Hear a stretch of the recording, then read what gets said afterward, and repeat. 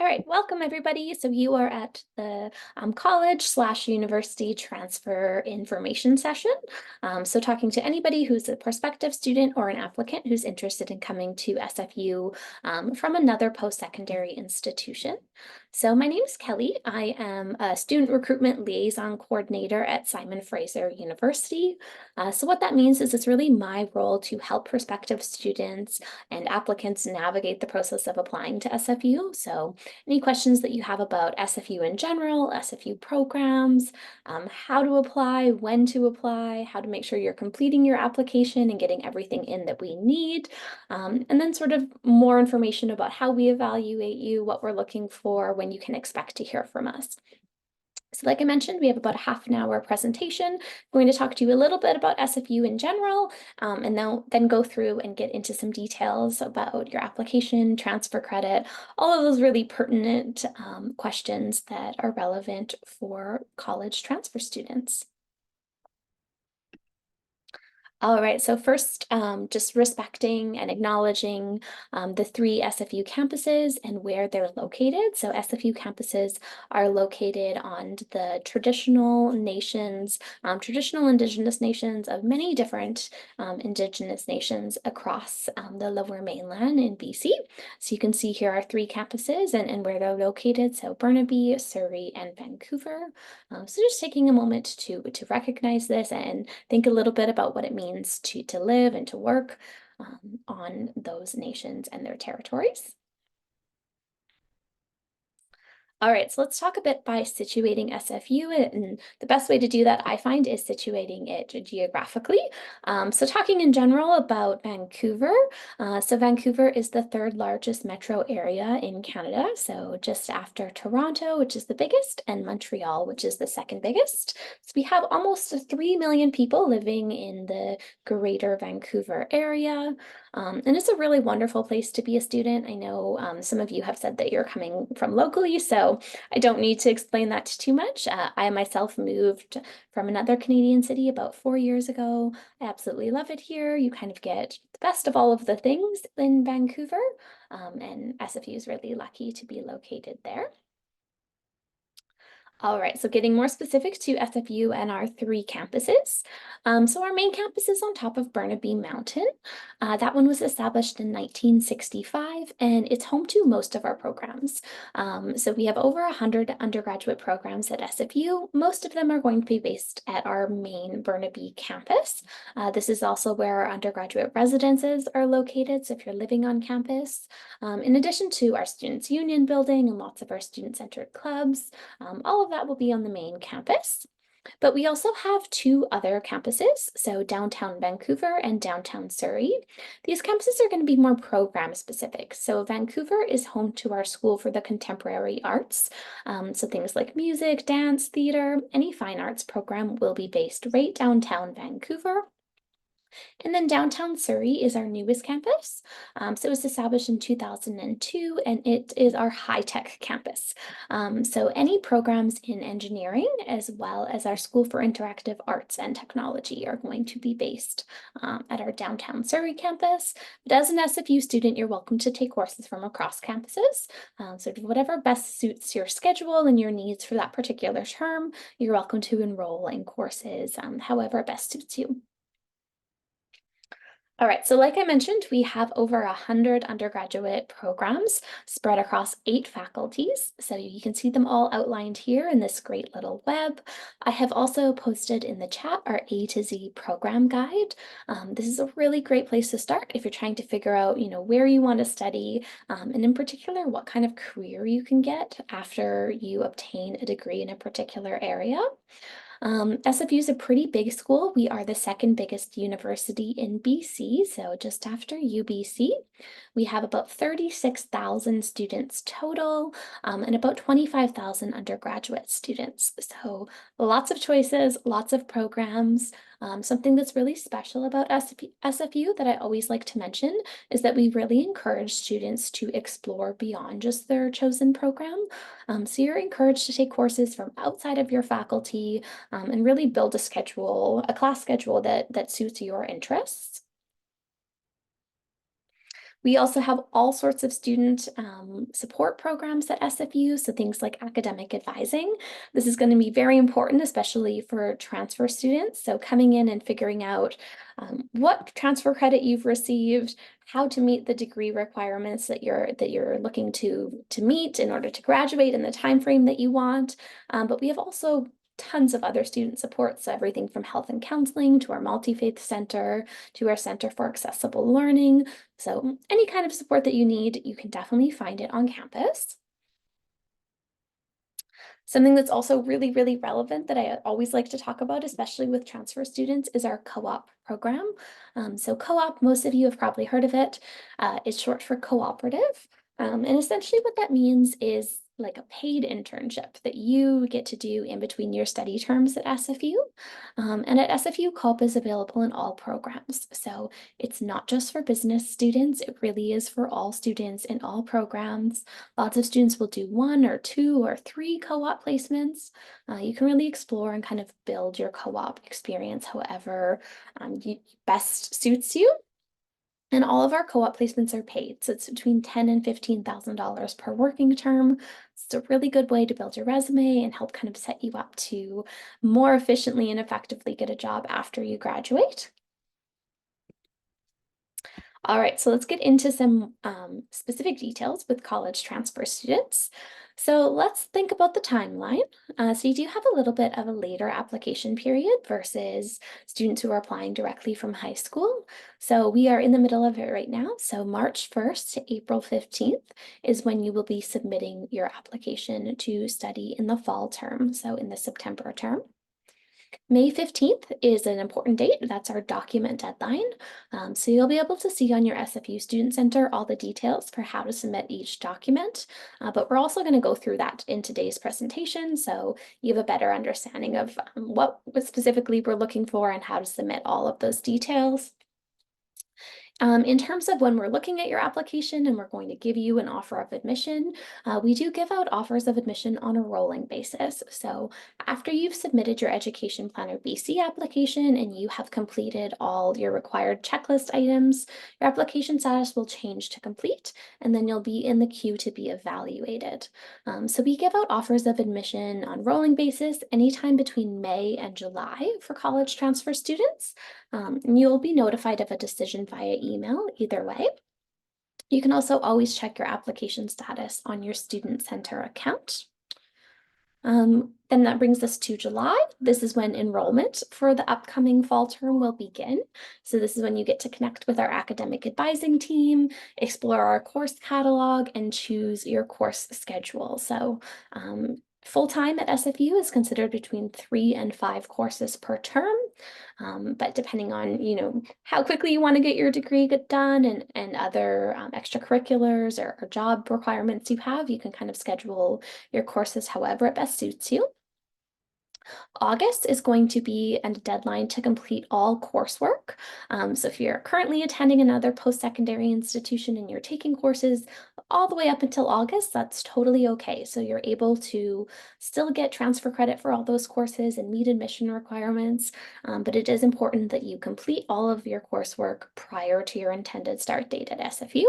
So if you're starting in September, that means by the end of August. And then September 4th is going to be the beginning of fall classes.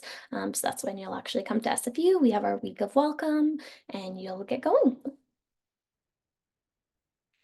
All right, so let's talk about completing your application. So we're going to go through all of these steps in detail. So let's start off with talking about our Student Center account. So Student Center account, applicant.sfu.ca, that is posted in the chat in case you haven't already been there. I suspect many of you have been there though, if you have submitted your application already. So this is what it looks like. This is going to be your student account that you're well familiarized with because you're going to use it for your entire time that you're at SFU. So you can see 2 really important things for you here. On the top right-hand corner is your to-do list. So these are all the things that you have to do in order to complete your application to SFU. So submitting that Education Planner BC application is just the first step. You then have to go through and make sure you're submitting all the documents that we require by the stated deadlines in order to complete your application and have your application status, which you see down here at the bottom, changed to complete so that we're able to evaluate you. So talking specifically about our to-do list here, this is an example of what it looks like. You'll be able to click in where it says details. And on the details, you'll be able to see all of instructions for how to submit everything. We also have your application status. So you'll be able to see whether your application is incomplete, which means that you need to submit some to-do list items. Once everything is complete on your end, it'll switch to complete, and that just means it's in the queue to be evaluated. And then from there, you'll be either admitted or canceled. And then once you have accepted your offer of admission, if you're admitted, you'll be ready to enroll. So you'll see that little blue square. All right, so something that is important to mention is that if you decide that you want to change your program, you are welcome to do that. However, there's an important deadline of April 15th. So you'll notice this is also the deadline to apply. So if you're going to change your program, we do ask that you change it, relatively quickly. And it's really important there, you'll see it bolded, that you can only change your program prior to an offer of admission being made. So if you have applied to a certain program and you think you might want to apply to a different one, I recommend that you go onto your Student Center and you make that change sooner rather than later. You don't want to leave it because in the meantime, we could evaluate you and offer you admission, in which case you're not able to change your program anymore after that. And this is just a screenshot of what it looks like to change your program. It's fairly straightforward. You just click where it says program change, and you follow the steps. All right, so let's talk about completing those to-do list items. Submitting documents is, I know, kind of the top question that we get from transfer applicant students. So like I mentioned, you do need to complete all to-do list items in order to have your application successfully be completed and go in the queue to be evaluated. So most of these documents you're going to be able to upload yourself. So you'll see a little upload button. So for example, all transcripts and documents you can upload yourself. These are considered unofficial because they're coming from you directly as the applicant. But it does allow us to review your application as early as we can and get you out those conditional offers of admission. If you are offered conditional admission, we will require official transcripts in order to confirm your offer. So official transcripts are going to be requested, and those need to come directly from the sending institution. So for example, if you're coming from Langara College, we need to be sent your official transcript directly from Langara College in order to confirm everything is correct, and then go from there in confirming your offer of admission. I did include our electronic institution sending codes for IELTS and for TOEFL. So if you have to do an English language proficiency test as part of your application, do keep in mind those electronic sending institution codes. And then important here, our last point is that we do accept electronic transcripts directly from some local institutions. So Capilano, Douglas, Fraser International College, KPU, Langara, the University of the Fraser Valley, and Vancouver Island University. So we're able to accept these ones. Their university or those colleges and universities send your transcripts directly to SFU electronically, and we're able to upload them pretty quickly. If you're coming from a different institution, again, you would just have your official transcripts sent over to us. They can be sent via email or via paper mail. All right, so let's talk about online submissions of documents. So again, you're uploading any additional supporting documents. So you might see something on there, maybe if you have a gap in your education, we might ask for something called an outline of activities. your to-do list is going to be really specific to your educational history. So your to-do list is generated after we review what you have included in your Education Planner BC application, and then we go from there with making a really tailored to-do list that will have everything on it that we need in order to review your application. And there's just some tips there for file names. So we want them short and concise, not using any special characters or anything like that. I did also include a link in the chat, which brings you to our required documents webpage that has all of this information and all of these tips and sending codes and everything right on there as well. So again, you can see some more details with the types of documents that we accept and that we do not accept. And again, I've posted that link in the chat, so if you want to bookmark that one, it's definitely a good one to have handy. All right, let's talk a bit about admission requirements. So there are some general admission requirements. These ones are going to be applicable to all students, all programs, and then there are going to be faculty and program specific requirements. Those will vary quite widely based on which program you're applying to. So for example, if you're applying to the BD School of Business, there's a big list that you need to make sure that you're meeting all of those requirements versus if you're applying to the Faculty of Arts and Social Sciences. It's just the general admission requirements with no additional course-specific requirements. So talking about the general ones here, if you're coming from a college or a university and you're wanting to be assessed based on that college or university coursework, you do need to make sure you've completed a minimum of 24 units of transferable coursework. So at SFU, it's about 3 course credits per term or per course, 3 units of coursework per course. There we go. So that's about 8 courses or about 1 year full-time of work. So this is a really good option for folks who maybe weren't quite admissible on their high school grades. So they're coming from a college and you have to do 1 year of coursework at a college. You have to meet our English language requirement. So this means completing a transferable English course with at least a grade of C-.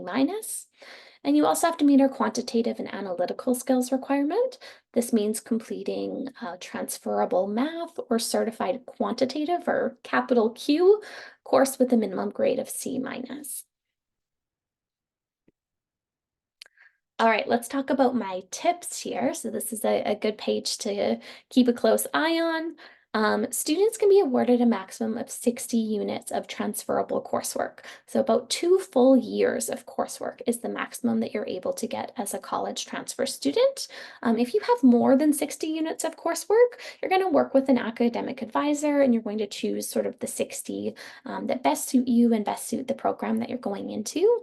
We do award that maximum of 60, so that's something to keep in mind. If you are applying from a BC college, the BC Transfer Guide is going to be your best friend. SFU really closely follows the BC Transfer Guide, so whatever it says in the BC Transfer Guide is what we will go by. So if you're coming from Langara or Douglas or Vancouver Community College, definitely refer to the BC Transfer Guide and you'll be able to see specifically how each of your courses transfers to SFU. If you are applying from a university within Canada, SFU supports the Pan-Canadian Protocol on the transferability of first and second year courses from any recognized university. So we will look at these courses on a case-by-case basis, but you can be assured that any sort of general 100 and 200 level course that SFU has a similar course for is going to be awarded transfer credit. If you are applying from a college outside of BC, we will assess transfer credit on a case-by-case basis. And then if you're applying from a college or a university outside of Canada, again, SFU is going to assess transfer credit on a case-by-case basis. So this case-by-case assessment of transfer credit happens after you apply. So you have to submit your application first, submit your transcripts, and then our admissions folks will look at each of your courses. They'll look at the syllabus for your course, and they'll determine if there is a comparable course at SFU and go from there. SFU will consider, this is an important note, all transferable coursework in the admission evaluation process. So if you have attended more than one college or more than one university, we are going to look at all of that transferable coursework and consider all of that when we are evaluating you. If you've completed some coursework that isn't transferable, so if you've checked the BC Transfer Guide and it's, no transfer agreements exist for it, those courses are not going to be considered in the admission evaluation process. All right, so like I mentioned, the BC Transfer Guide, very important. So most of you I know are coming from local BC colleges, so definitely encourage you to look up each of your courses to see specifically how they'll transfer to SFU. All right, let's talk about some frequently asked questions. So number one here, I have attempted fewer than 24 units of transferable coursework. Can I still transfer to SFU? So the answer is yes, but there's an important but. And this is that if you have completed fewer than 24 units of transferable coursework, you are welcome to apply, but you're going to be evaluated based on your high school coursework. So if you've just done maybe one term at a college, you can still apply, but you have to make sure you're meeting all those high school admission requirements, as well as applying earlier during the high school application period. All right, what kinds of grades are we looking for? So this is going to vary quite widely by program. I would say on sort of the less competitive side of things, we have our Faculty of Arts and Social Sciences, as well as our Faculty of Environment. If you're getting a GPA in the sort of 2.4 to 2.7 range, you can be admissible for those, or you're likely to be, of course, no guarantees, but you're likely to be admissible if you've met all admission requirements. For some of our more competitive programs, they can become quite competitive, even for college transfer students. So for things like computing science, for example, which is definitely our most competitive program, you really want your GPA to be in the sort of 3.5 to 3.8 area. So it does become quite competitive with some of those more science-based programs. All right, is admission based on GPA only, or do I need to prepare a personal statement, a resume, reference letters? So SFU's application evaluation process is quite straightforward in that for the vast majority of our programs, it is just based on your GPA. So we're looking at your transferable coursework, or if you haven't completed 24 units of transferable coursework, your high school coursework, and we're just looking at your grades, we're looking at the courses you've completed. There are a couple exceptions. So if you're applying to the Beatty School of Business or the School for the Contemporary Arts, so one of our fine arts programs, there will be a supplemental application. So that's where we'll look at things like extracurriculars, there might be an audition or portfolio, but unless you're applying to one of those two programs, it is just your grades. All right, next question here. Can I complete transferable coursework until my intended start date at SFU? The answer is yes. So like I mentioned, if you are starting in September, you are welcome to continue to complete those 24 units of transferable coursework or continue to complete course requirements that you need for your program all the way up until August. So all the way until your intended start date. All right, last question here. I received an SFU admission offer. Congratulations. Are you still considering my alternative program choice? This is a great question, and the answer is no. So how it works at SFU is that you choose a first choice program and a second choice program. We will evaluate you for your first choice program, and if you're admissible to that first choice program, we give you your offer of admission and we say congratulations and we stop there. We don't evaluate you for your second choice. So it's really important to choose a first choice that is your first choice. That's the one that you're most interested in. If you're not admissible to your first choice, maybe it's a really competitive program, we would then automatically evaluate you for your second choice. So it's really to your benefit to choose two different programs, two different sets of admission requirements. So for example, this could be the Faculty of Science as your first choice and the Faculty of Arts and Social Sciences as your second choice. All right, so let's talk about some important dates and deadlines. So you can see the different admissions terms here. For this particular session, we are talking about the fall 2024 or September admission period. So again, you're applying between March 1st and April 15th. Your document deadline is going to be May 15th, so that's when the items in your to-do list are going to be due. We will evaluate you for admission between May and July, and then you'll begin enrolling in your courses from July. All right, so talking about what's next. So once you've applied and you've submitted everything you need to submit and you're kind of waiting for a response, or maybe you have already received a response and you're excited to be admitted, the next couple of things to think about are funding your education. So applying for scholarships, awards, bursaries, anything that you meet the eligibility criteria for, I recommend you go ahead and apply for. So I've posted a link in the chat to the financial planning page. This has a really handy tool called our cost calculator. This is an interactive tool that lets you build a monthly budget. That's a good place to start. You can also see financial aid and income opportunities on campus, so things like work studies and co-ops like I've talked about. And also there's contact information for our department that is dedicated to helping you with your finances. So our financial aid and awards department. So you're able to connect with an advisor with any of those financial aid questions.